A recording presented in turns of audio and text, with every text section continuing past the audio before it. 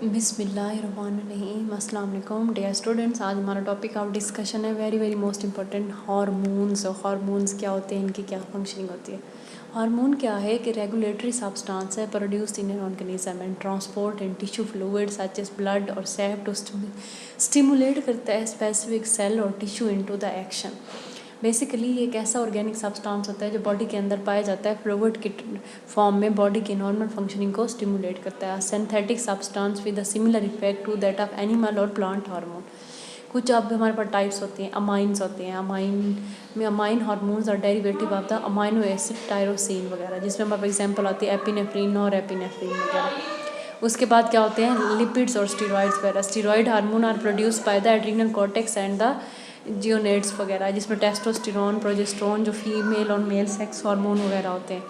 Types of gland की अगर हम बात करें तो हमारे पास एंडोक्राइन ग्लैंड होते हैं और एक्सोक्राइन ग्लैंड्स होते हैं। ठीक है, इंटीरियर पिट्यूटरी ग्लैंड में हमारे पास गोनेडोट्रोफिक हार्मोन आता है, एसीटीएच आता है, follicle stimulating hormone, luteinizing hormone, growth hormone, ये हमारे इंटीरियर पिट्यूटरी ग्लैंड से रिलीज होते हैं।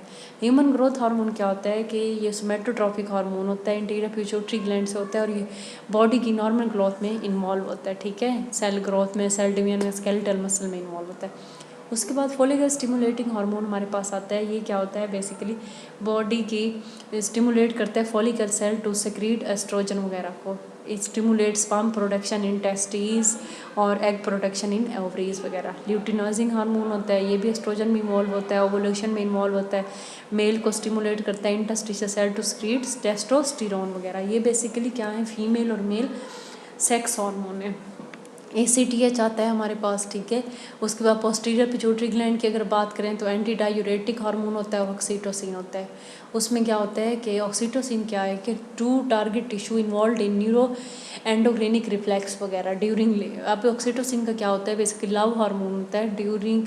ये क्या करता है, uterine contraction at the time of birth ये यूट्रस को कॉन्ट्रैक्ट करता है। ठीक है, उसके बाद after delivery suckling and hearing baby cry stimulus milk ejaculation, ये सारी चीज़ें भी ऑक्सीटोसिन करता है।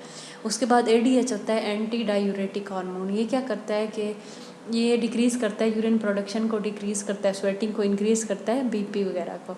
उसके बाद प्रोलैक्टिन आता है, ये भी एक ऐसा हार्मोन है बेसिकली जो कि बॉडी की नॉर्मल फंक्शनिंग में इन्वॉल्व होता है, मिल्क प्रोडक्शन में। ठीक है, लैक्टेटिंग मदर में ये एक्टिव होता है। अब हार्मोन्स का क्या काम होता है हमारी बॉडी में। हार्मोन बहुत ज़्यादा इंपॉर्टेंट होता है। इनका काम क्या होता है कि स्टिमुलेट करते हैं, stimulation of growth, control of cells life span, control of immune system, metabolism regulation, control of physics of life, self preservation reaction, ये सारी चीज़ें क्या हैं, हार्मोन के फंक्शन होते हैं।